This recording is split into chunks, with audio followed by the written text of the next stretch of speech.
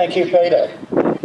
Now, we have a number of people from interstate here because, as both Anne and Robert and Michelle have mentioned, this is not just a state issue, this is a national issue. Would you please welcome Joan Ray, President of Property Rights Australia from Rockhampton, Queensland.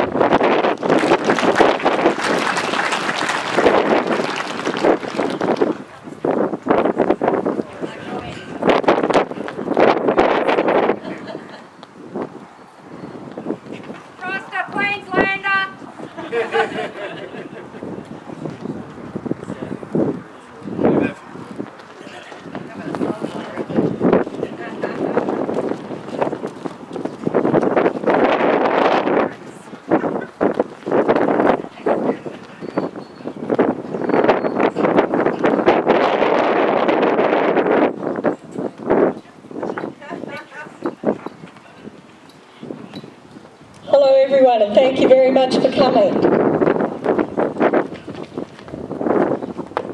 I've come from Queensland because a lot of the things that you're facing here we already have in Queensland, but let me start at the beginning. Kate Jennings, Australian writer and self-confessed greenie, based in New York, has recently written, "The demonising of farmers has been insidious in the last decade, but reached a crescendo this last year when the Murray-Darling Basin Authority's guide to the proposed basin plan was released. All 1,118 pages of it, with production values as high as a Mercedes-Benz brochure, and a minuscule contingent of angry irrigators, arch villains du jour, burned copies in Griffith." End of quote. The demonising has actually been happening for more than a decade, and all green groups have been involved at some stage or other. The question is why, what is the real agenda, and does it matter? Well, yes. It's not just a matter of sticks and stones. They do it because sidelining the true environmentalists allows them to raise money. Lots of it. Millions in America to save the Great Barrier Reef from a non-existent threat for the wild WWF. It also gives them a chance to push their unfriendly green agendas and at the moment to be the politicians who hold the balance of power. They have often done this through misrepresentation of various sorts, often about the science involved, denigration of individuals or classes of people, and influence on funding for researchers who don't agree with them. They plead social justice, unless the social justice required is for our food producers. In that case, they have shown again and again that they do not care about either their viability nor their lives. Australian male-ruled suicides are the most numerous in the Western world. Do these ranters for social justice care? No. They just want to bring on the laws that destroy property rights along with people's lives and businesses. In Queensland, landowners are dealing with the Vegetation Management Act, where current prosecutions are underway. The Wild Rivers Act, environmental risk management plans for the Great Barrier Reef, and recently proposed strategic cropping land legislation which promises to put unreasonable restrictions on farmers but will probably be largely avoided by the coal seam gas industry and quite probably mining for years to come. There are many examples of the injustices perpetrated by all of these acts, but one of the clearest cut is the example of the Great Barrier Reef. Dr. Jennifer Morahassi has written in 2002 the Great Barrier Marine Park Authority published a report that basically said the reef was in good shape. The World Wildlife Fund representative objected and demanded the report be rewritten. As Dr. Morahassi points out, when WWF says jump, governments say how high.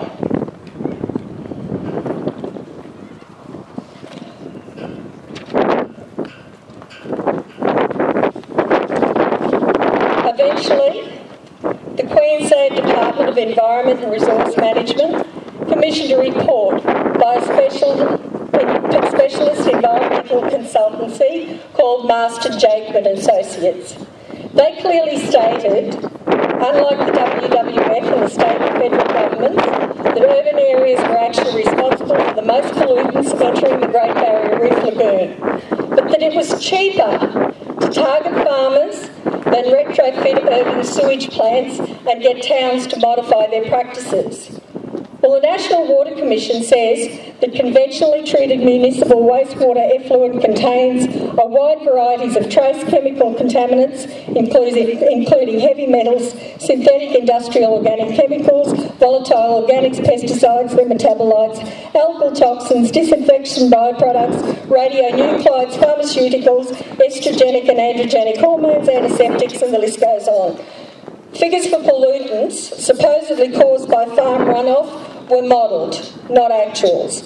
Unsurprisingly, when actuals were available, they were often half the modelled figures. Did this cause farmers to be excused from completing their risk management plans? No. Premier Anna Bligh has threatened to run an election campaign against farmers and their alleged pollution of the reef. So the demonisation is not confined to the green groups, but the politicians get in on it as well. And in Queensland, it is rife. Farmers were singled out. The mining community, urban areas and recreational uses were meant to be handled separately. This never happens. The same technique of regulating farmers first, with promises that other industries will be managed under separate legislation, has been used with strategic cropping land.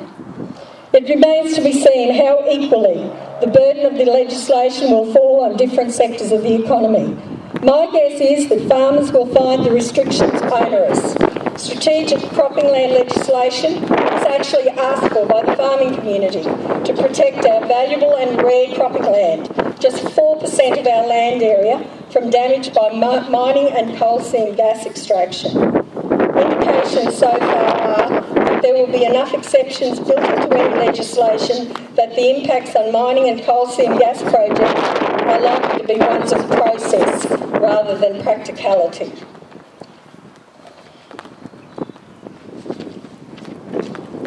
Our desperate for money state government has approached the coal seam gas issue with its typically cynical attitude. Where farmers have had to observe the precautionary principle for decades, so that if any action may cause harm to the environment, as adjudicated by the noisiest green groups quite often, no science involved, they have not been permitted to perform that action. Little is known or published about the science of coal seam gas extraction, so our state government has adopted the adaptive precautionary principle, which means we'll see how it all goes and do something when the situation becomes untenable. They have taken this approach with millions and millions of tonnes of salt, which will be produced by this process and no one knows what to do with. One company's actually suggested it will store it in underground tanks. Millions of tonnes. Does anyone have any idea of the size required for that tank? There is some evidence, it's not only some evidence now, it's absolutely definite, that the state government has given at least one company permits to empty large quantities of various chemicals, including salts and heavy metals, over an 18-month period into the headwaters of the Murray-Darling Basin, namely the Condamine River. So much for the environment.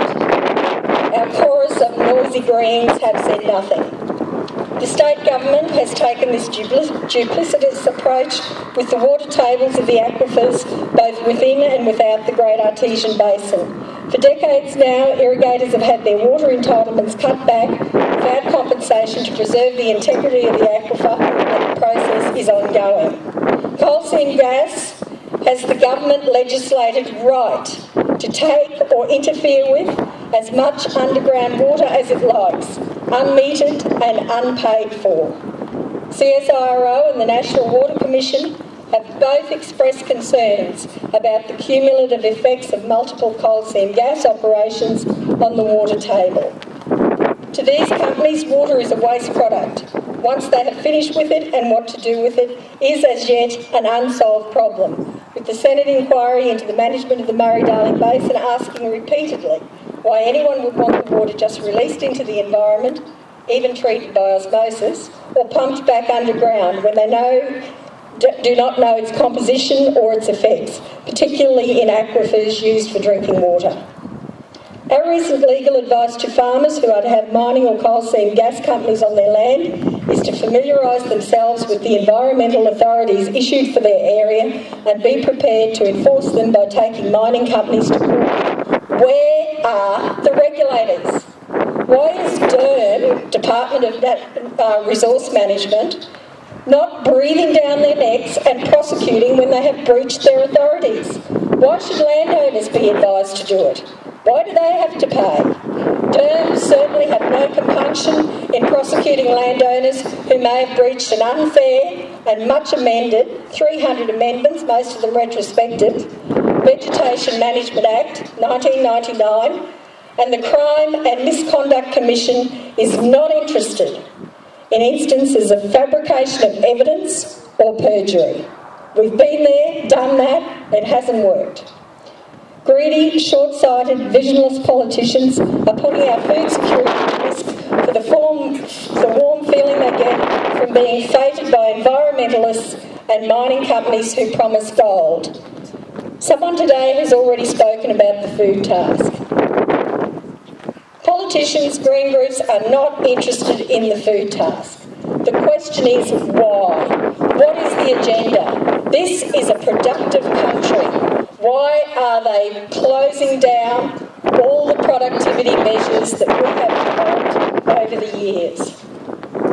Someone also has said, NRM wants to take away the defence of being silent when you're interviewed by NRM and the onus of the reversal of the onus of proof. This has already happened in Queensland under the Vegetation Management Act 1999, and there has been barely a squeak. Professor Suri Ratnapala from Queensland University is an exception, and he has written extensively on the unfairness of all these changes and how the laws are applied. Queensland is the only legal jurisdiction in the world to use satellite imagery which has not been ground-truthed for law enforcement. The images are not like photos and require skill and experience to read, and the inaccuracies of the maps is notorious. Nevertheless, having been challenged in court, they now have amended the legislation so that the Certified Vegetation Management Act is the map. Too bad if it's wrong, too bad if it says it has vegetation on your place that you do not have on your place. The map is the map, and the law says that that is the map. I think perhaps I've possibly said enough, but what I would like to say is stand your ground, don't give in, and get involved in the social media on the internet. It is a powerful, powerful tool. Thank you.